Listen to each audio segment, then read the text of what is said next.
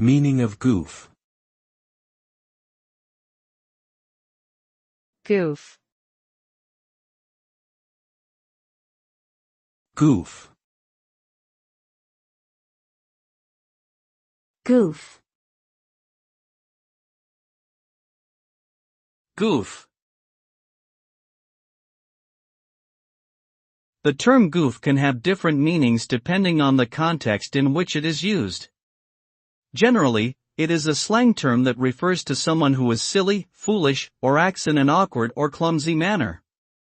It can also be used interchangeably with the word mistake.